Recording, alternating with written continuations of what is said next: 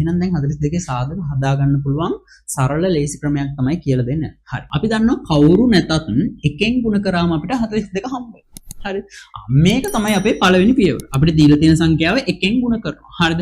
මොකද 42 ඒවා එකක් 42යි කියලා අපි දන්නවා. හරිද? ඊට පස්සේ මොකක්ද දන්නවද කරන්න තියන්නේ? 42 අපි පොඩිම සංඛ්‍යාවෙන් පටන්ගෙන බෙදාගෙන යනවා. හරිද?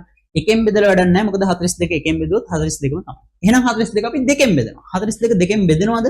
ඔව් බෙදෙන නිසා අපි 42 දෙකෙන් බෙදනවා. 42 දෙකට බෙදුවම කීයද? 4 දෙකෙන් බෙදුවම 2යි 2 දෙකෙන් බෙදුවම 1යි. 21යි කියලා.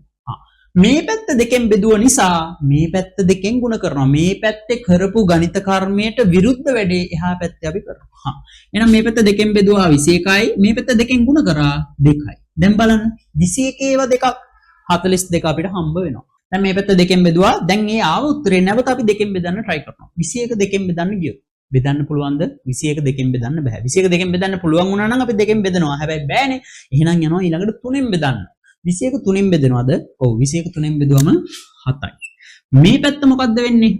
මේ පැත්තේ කරපු වැඩේ විරුද්ධ වැඩේ මේ පැත්තට කරන්න ඕනේ. 21 මේ පැත්තේ 3ෙන් බෙදුව නිසා මේ පැත්තේ 2 අපි 3ෙන් ගුණ කරනවා. දෙවරක් 3 6යි. 7 වරක් 6 42 එනවා නේද? ඔව් චක්‍රය ඕනනම් බලන්න පුළුවන් 7 වරක් 6 42 එනවා. දැන් ආයමත් මේ 7 දෙකෙන් බෙදන්න බලනවා. දෙකෙන් බෙදන්න පුළුවන්ද? බැහැ. 7 3ෙන් බෙදන්න පුළුවන්ද? බැහැ. 7 4ෙන් බෙදන්න බෑ. 5ෙන් බෑ. 6ෙන් බෑ. ඉතින් 7 7ෙන් බෙදුවොත් වැඩක් නැහැනේ. 7 7ෙන් බෙදුවොත් 1යි. කලින් මේ 1 අපිට ඇවිල්ලා තියෙනවා. එහෙනම් දැන් පුතේ අපි පොඩ්ඩක් පැත්ත මාරු කරලා බලනවා. 6 තියෙන පැත්තට යනවා. හරිද? ඒ කියන්නේ මේ පැත්තේ ඉඳලා එන්න පුළුවන් උපරිම දුරට ආවනේ අපි. දැන් එහා පැත්තට යනවා. දැන් 6 දෙකෙන් බෙදන්න පුළුවන්ද? ඔව් 6 දෙකෙන් බෙදන්න පුළුවන් කීයද? 6 දෙකට බෙදුවම 3යි. දැන් මෙහි කරපු වැඩේට විරුද්ධ වැඩේ මෙහි කරනවා.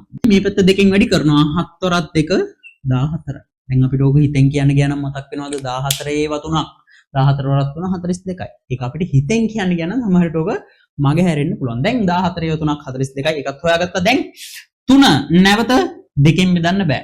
3 3ෙන් බෙදන්න පුළුවන්. හැබැයි බෙදලා වැඩක් නැහැ. 3 3ෙන් බෙදුවම 1යිනේ. ආපහු කලින් ආපු එක්කෙනෙක් එන්නේ. 14 පැත්තට ආය යනවා. 14 දෙකෙන් බෙදුවොත් 7 එන්නේ. වැඩක් නැහැ. 14 3ෙන් බෙදන්න බෑ. 4ෙන් බෙදන්න බෑ. 5ෙන් බෙදන්න බෑ. 6ෙන් 14 7ෙන් බෙදුවොත් දෙකක් එනවා. දෙක කලින් ඇවිල්ලා තියෙන්නේ. වැඩක් නැහැ. ඊට පස්සේ 8ෙන් බෙදන්න බෑ. 9ෙන් බෙදන්න බෑ. ආයෙ කාගෙන්වත් බෙදන්න බෑ. මෙතනින් වැඩේ ඉවරයි.